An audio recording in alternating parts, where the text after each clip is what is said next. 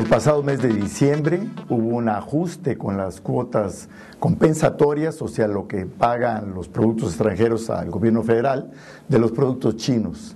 Esto es un convenio que se ha venido llevando a cabo en los últimos años, desde que la República Popular China se incorpora a la Organización Mundial de Comercio. Anteriormente los productos chinos pagaban un alto impuesto, pero a consecuencia de la participación de este país en la Comunidad Económica Mundial, pues se presionó a México para que pudiera permitirle que no pagara tanto impuesto. Había artículos que pagaban el 1.050, 1.200% por cada uno de ellos. Si nos preguntamos por qué los artículos chinos son tan baratos, bueno, pues se habla mucho que gran parte de ello es porque entra de contrabando, y eso lo hemos sabido por las operaciones policíacas que se han hecho al respecto. Pero la verdad es que en China existen 350 millones de personas trabajando, y trabajando de una forma muy eficiente, muy productiva, muy ordenada, que es algo que nos ha faltado en nuestro país. En nuestro país la población económicamente activa es de 43 millones, pero solamente en el Instituto Mexicano del Seguro Social están algo así como 14 millones de mexicanos registrados.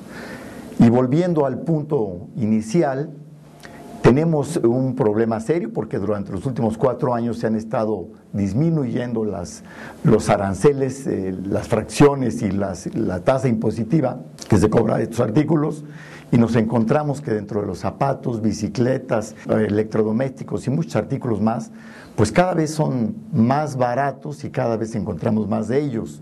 Hace algunos años, concretamente el 2005, hubo un problema muy serio en la industria zapatera. La industria zapatera pagaba más del 1000% de impuesto por introducir producto chino a México, y en diciembre de ese año, el 2005, pues hubo una reducción muy importante en estos impuestos, se adelantaron los tiempos, y en la ciudad de León, Guanajuato, que es el centro zapatero del país, pues hubo una gran manifestación contra el gobierno federal reclamando que iba a haber, y como así sucedió, un gran desempleo. Pero también tenemos que ver que los empresarios no han sido lo suficientemente eficientes, no hemos sido competitivos.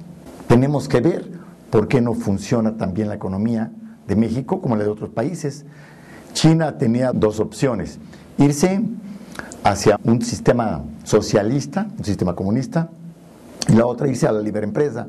Optó por la libre empresa porque es la única que podía dar alimento a los 1.300 millones de habitantes que tiene esa nación.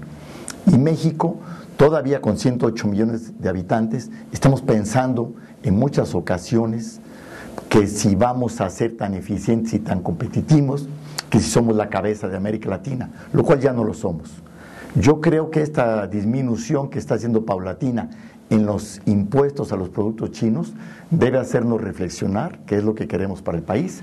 El año que entra, en el año 2011, va a quedar generalmente a 35% cada uno de los artículos que entren de estos productos, como las bicicletas también.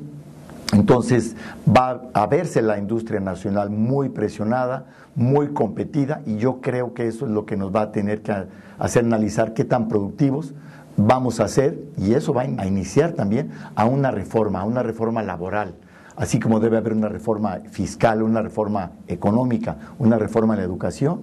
Tenemos que pensar en todo eso, y yo creo que México sí tiene mucho futuro, tiene mucho presente. Tenemos que pensar en que sí hemos sido muchos años la cabeza de América Latina, y no pensar que alguien más nos debe ganar ese lugar. Se habló en días pasados que si podíamos hacer otro tratado de libre comercio con Brasil.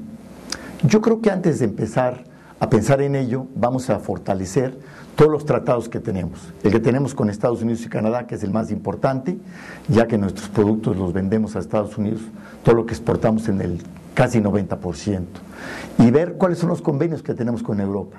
Eso es lo más importante para hacernos competitivos antes de pensar de ir a Brasil, que es un país que ya nos ha ganado la delantera, y los mexicanos no podemos permitir que el desempleo informal crezca porque no tenemos una economía organizada.